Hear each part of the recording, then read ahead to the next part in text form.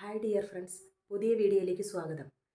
ചെറുതുരുത്തി പഞ്ചകർമ്മ ഇൻസ്റ്റിറ്റ്യൂട്ടിലെ അസിസ്റ്റന്റ് ഡയറക്ടറും ഇൻചാർജുമായ doctor Deep sir ഈ മഴക്കാലത്ത് നമ്മൾ അനുഷ്ഠിക്കേണ്ട കാര്യങ്ങളെക്കുറിച്ച് വിശദീകരിക്കുന്നു.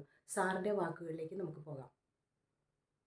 നമ്മൾ വീണ്ടും ഓർത്തെടുക്കേണ്ട ഒരു കാര്യമാണ് നമ്മുടെ ആരോഗ്യത്തെ നിലനിർത്തുക എന്നുള്ളത്. അതിനുവേണ്ടി ചെയ്യേണ്ട ചിട്ടകൾ.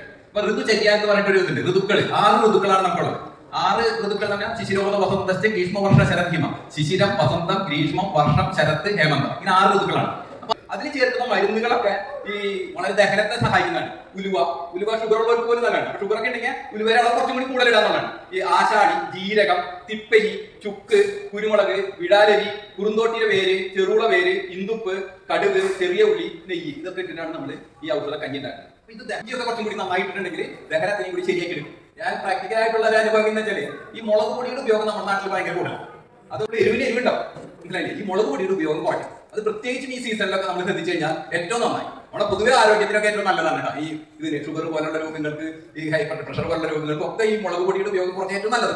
ഇപ്പൊ നമ്മൾ ഇത്തിരി കൂടി ഒന്ന് ശ്രദ്ധിക്കണം എന്നാണ് എനിക്ക് പറയാം. കാരണം ചെറുപ്പില്ലാതെ നടക്കരുത്. പിന്നെ വസ്ത്രങ്ങൾ ചൂടാക്കി ഉപയോഗിക്കണം, അയൺ ചെയ്തിട്ടൊക്കെ ഉപയോഗിക്കണം എന്നുള്ള പോയിന്റ് ഇതൊക്കെ പഴയ കാലത്ത് എഴുതി വെച്ചിട്ടുണ്ടെന്ന് ഞാൻ പറയുന്നുണ്ട്. പിന്നെ പകലുറങ്ങാൻ പാടില്ല, അതും കൂടി ഒരു കാര്യം ശ്രദ്ധിക്കണം. മഴയല്ലേ, പകലുറങ്ങാൻ പാടില്ല എന്നുള്ള കാര്യം കൂടി നമ്മൾ ശ്രദ്ധിക്കണം. രാത്രി ഉറങ്ങുകയും വേണം, പകലുറങ്ങരുത്. അപ്പൊ നമ്മളെ പുരുഷന്മാർ മാത്രമാണ് ഇങ്ങനെ ദിനചര്യയാകെ ഉൾട്ടാൻ തിരിച്ചിട്ടിട്ട് ജീവിക്കുന്നത്. അവന് കിട്ടിയ സൗകര്യങ്ങളൊക്കെ ദുരുപയോഗം ചെയ്യുന്ന രീതിയിലാണ് ഉണ്ടായിട്ടുള്ളത്. ഉറക്കം എന്നുള്ളത് രാത്രി മാത്രമാക്കാം, പകലുറങ്ങരുത്. പ്രത്യേകിച്ചും ഈ സീസണിൽ മഴക്കാലത്ത് അങ്ങനെ പകലുറങ്ങരുത് എന്നുള്ളത്. ചൂട് കാലത്ത് വേണമെങ്കിൽ ഒന്ന് മയങ്ങാം എന്നൊക്കെ നമ്മൾ എഴുതിയിട്ടുണ്ട്. ആ ചൂടിന്റെ ഒരു ആധിക്യം കാരണം പകൽ വേണമെങ്കിൽ കുറച്ച് നേരം എടുക്കാമെന്ന് എഴുതിയിട്ടുണ്ട്. പക്ഷെ മഴക്കാലത്ത് അത് ചെയ്യരുത് എന്നുള്ളൊരു പോയിന്റ് കൂടി. പുകയില കഷായം പോലുള്ളത് ഉപയോഗിക്കും. നാട്ടുപ്രദേശങ്ങളിലൊക്കെ പണ്ടൊക്കെ ചെയ്തിരുന്നതിന് ഈ കൊതുക് നിവാരണം, കൊതുകൊക്കെ കുറച്ച് കൂടുതലായിട്ട് ഉണ്ടാവണം വേണ്ടല്ലോ. അപ്പോൾ പുകയില കഷായം ഉണ്ടാക്കിയിട്ട് ഞങ്ങൾ അവിടെ ഒരു സ്റ്റഡി പോലെയൊക്കെ ചെയ്തിരുന്നു ഇതിന്റെ. അപ്പൊ ഇത് നമുക്ക് കൊതുകിന്റെ ഒക്കെ ലാർവകളുടെ പെരുകുന്നതിന്റെ അളവൊക്കെ കുറയ്ക്കാൻ പറ്റുന്നുള്ള ഉറപ്പാണ്. നമുക്ക് എത്രത്തോളം പ്രാക്ടിക്കലാക്കാൻ പറ്റുന്ന അറിയില്ല. പക്ഷെ എന്തായാലും നാച്ചുറൽ എന്നുള്ള രീതിയിൽ നമുക്ക് വീട്ടിലൊക്കെ ചെയ്യാൻ പറ്റുന്ന രീതിയാണിത്. ഈ 250 ഗ്രാം പുകയില എടുത്തിട്ട് ഒരു 3 ലിറ്റർ വെള്ളത്തിൽ തിളപ്പിച്ചിട്ട് 1 ലിറ്റർ ആക്കി വെക്കുക. 1 ലിറ്ററിലേക്ക് 1 ലിറ്റർ വേപ്പെണ്ണയും 50 ഗ്രാം സോപ്പ് പൊടിയും കൂടി ചേർത്ത് ഇളക്കി വെക്കും. പിന്നെ അതൊരു 9 ലിറ്റർ വെള്ളത്തിൽ നമുക്ക് അത് ഇളക്കി വെച്ചിട്ട് നമുക്ക് കുറച്ച് കഴിഞ്ഞിട്ട് വെച്ചാൽ നമുക്ക് അപ്പൊ തന്നെ കുറച്ച് ദിവസങ്ങൾ നിങ്ങൾക്ക് ചോദിച്ചോണ്ടിരിക്കാനാണ്.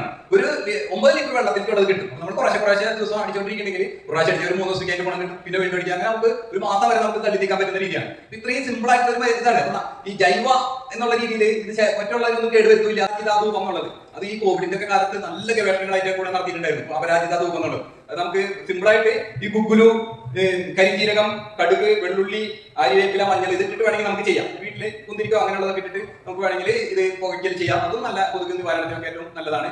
പിന്നെ ഈ പഴയ കാലത്ത് പത്തിലക്കറി എന്നുള്ള രീതിയിൽ ചെയ്യാറുണ്ട് അല്ലെ? പത്തിലക്കറി. ആ പത്തിലക്കറി എന്നുള്ളത് എന്താ വെച്ചാൽ അന്നൊരു പഞ്ഞമാസം എന്നുള്ള രീതിയിലാണ് നമ്മളെ ഇതൊക്കെ ഈ ഒരു ഒന്നും നമുക്ക് വാങ്ങി കഴിക്കാൻ വേണ്ടിയിട്ടുള്ളതില്ല.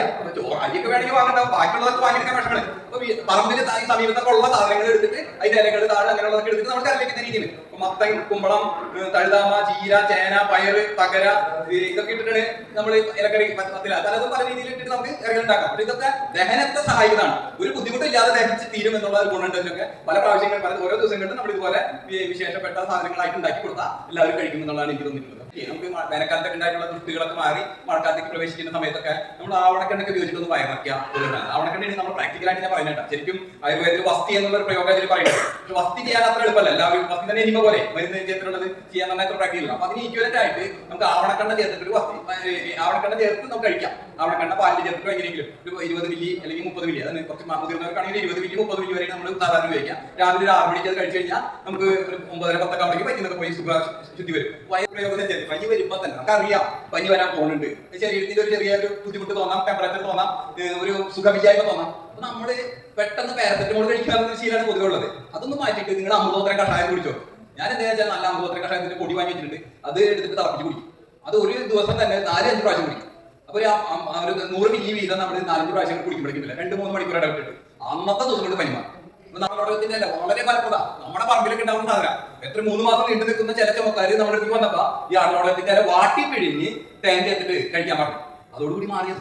അത് വളരെ സിമ്പിൾ ആയിട്ടുള്ള പ്രയോഗങ്ങളെ കൂടെ നമുക്ക് മാറ്റിയെടുക്കാൻ പറ്റും. ആടലോടെ വാട്ടി പിടിക്കാവുന്ന കാര്യം കിട്ടും. ആടലോടത്തിന്റെ വെറുതെ ചർച്ച പോരാ, ഒന്ന് ആവിയിൽ ഒന്ന് വാട്ടിയിട്ട് പിടിച്ചെടുക്കണം. ഇങ്ങനെ ചെയ്ത് കഴിഞ്ഞപ്പോഴേക്കും അത് ഈ ചുമയും കൂടി മാറണം. 2-3 പ്രാവശ്യം കൊടുക്കാം. ഒരു ദിവസത്തിൽ 2 നേരം വെച്ചിട്ട് കൊടുത്തു കഴിഞ്ഞാൽ പെട്ടെന്ന് തന്നെ അത് മാറും. ഒരു നല്ല മരുന്ന വില്വാദികൾ പെട്ടെന്നുള്ള രീതിയിൽ നമുക്ക് കാണാൻ പറ്റില്ല. വില്വാദി ഗുളിക വിഷത്തിന് പറയുന്നത്.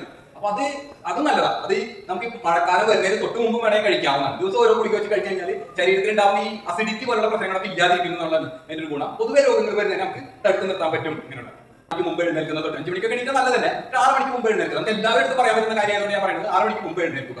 അത് കഴിഞ്ഞാൽ നമുക്ക് മലമൂത്ര വിസർജനം ചെയ്യണം എന്നുള്ളതാണ്. അത് ചെയ്തു, അത് പല്ലേച്ച് കുളിക്കാൻ പോകും. കുളിക്കുമ്പോൾ എണ്ണ തേച്ച് കുളിക്കാം. എണ്ണ തേക്കാന്നുള്ളത് അത്ര നിർബന്ധമാക്കിയിട്ടൊന്നും വെക്കേണ്ടതില്ല. പറ്റാവുന്ന ദിവസങ്ങളിലൊക്കെ എണ്ണ തേച്ച് കുളിക്കാം. എണ്ണ തേച്ച് കുളിക്കുമ്പോൾ നമ്മൾ കുളിക്കുന്ന കാര്യം ചെറിയൊരു കാര്യം കൂടി ശ്രദ്ധിക്കണം. നമ്മൾ പലപ്പോഴും തെറ്റായിട്ടൊക്കെ ചെയ്യുന്നുണ്ട്. കുളിമുറിയിലല്ല നമ്മുടെ കുളി. ആദ്യം തല കുളിച്ചിട്ട് പിന്നെ മേൽ കുളിക്കണം. അതാണ് ശരിയായ രീതി. അപ്പൊ നമ്മൾ കുറച്ച് മുന്നോട്ട് ആഞ്ഞിട്ട് ഇവിടെ വെള്ളം ഒഴിക്കാം, തലയിൽ വെള്ളം ഒഴിക്കാം, അതിന് ശേഷം മേൽ. അപ്പൊ തലയിൽ എപ്പോഴും പച്ചവെള്ളം ഒഴിക്കും. മേല് നമുക്ക് വേണമെങ്കിൽ ഇപ്പോഴത്തെ കാലാവസ്ഥയിലൊക്കെ മേല് ചെറിയ ചൂടുവെള്ളം ഒഴിച്ചാൽ നല്ലത്. പക്ഷെ തലയിൽ ഒരു രോഗമുണ്ട്. ഈ കയ്യൊക്കെ ആകെ സ്റ്റിഫായിട്ടുള്ള പല സ്ത്രീകളെ കണ്ടിട്ടുണ്ടാവും. ഈ സ്ത്രീകൾക്കാണത് 80% ആ രോഗം വരുന്നത് സ്ത്രീകളിലാണ്.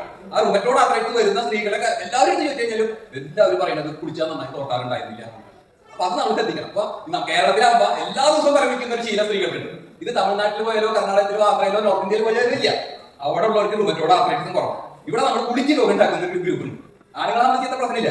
അതായിരിക്കണം 9-10 മണിക്കൊക്കെ ബ്രേക്ക്ഫാസ്റ്റ് കഴിക്കുന്ന ആൾക്കാരിൽ, പ്രത്യേകിച്ച് സ്ത്രീകളിൽ ഈ തൈറോയ്ഡ് കണ്ടിട്ടുണ്ട്. അപ്പൊ തൈറോയിഡിന് ഒരു കാരണം ലേറ്റ് ബ്രേക്ക്ഫാസ്റ്റ്. തൈറോയ്ഡ് വരാനൊരു കാരണം ലേറ്റ് ബ്രേക്ക്ഫാസ്റ്റ്. ആൺകുട്ടികളിലൊക്കെ ആണെങ്കിൽ ലേറ്റ് ആയിട്ട് ഭക്ഷണം കഴിക്കുന്നത് 10 മണിക്കൊക്കെ കഴിക്കുന്നത് കിഡ്നി സ്റ്റോൺ ആണ് 1-2. ഇതൊക്കെ വരാണ്ട് നമ്മൾ നോക്കാൻ വേണ്ടി നമ്മൾ അഗ്നിയെ സംരക്ഷിക്കുന്നുണ്ട്. ഇതൊക്കെ അഗ്നിയെ സംരക്ഷിക്കാൻ വേണ്ടിയിട്ടാണ് ഇത് ദിനചര്യ കൃത്യമായിട്ട് പഠിക്കാൻ വേണ്ടി പറയുന്നത്. വിശപ്പ് അത് ഇല്ലാതെ കഴിച്ചില്ലെങ്കിൽ കുഴപ്പമില്ല. നല്ല വിശപ്പുള്ളവരാണെങ്കിൽ 10-11 നേരത്തെ എന്തെങ്കിലും ലഘുഭക്ഷണം കഴിക്കും. എന്നിട്ട് 1 മണിക്ക് കൃത്യമായിട്ട് ഊണ് കഴിക്കും. ഊണ് കഴിഞ്ഞ് വൈകുന്നേരം നമ്മൾ രാത്രിത്തെ ഭക്ഷണം 8-8 ആകുമ്പോൾ കഴിക്കുന്നതാണ് നല്ലതെന്ന് എന്റെ ഒരു അഭിപ്രായം. എന്ത് കാര്യം വെച്ചാൽ നമ്മൾ 10 മണിക്കാണ് കിടന്നുറങ്ങുന്നത്. ഉറങ്ങണതിന് 1.5 മണിക്കൂർ മുമ്പ് നമ്മൾ രാത്രി ഭക്ഷണം കഴിക്കാന്നുള്ളതാണ്. ഇതിനെക്കുറിച്ച് ഒന്നും കൂടി ചിന്തിക്കണം. കാരണം രോഗങ്ങൾ വരാതെ നോക്കേണ്ടത് നമ്മുടെ ഉത്തരവാദിത്തം. ചെറുതായിട്ടൊന്ന് തെറ്റിയാൽ പോലും നമുക്ക് രോഗം വരും. അതുകൊണ്ട് വളരെ ശ്രദ്ധയോടുകൂടി ഒരു ജീവിതം നയിച്ചു കഴിഞ്ഞാൽ നമുക്ക് മഴക്കാലത്തെ രോഗങ്ങളിൽ നിന്നൊരു മോചനം.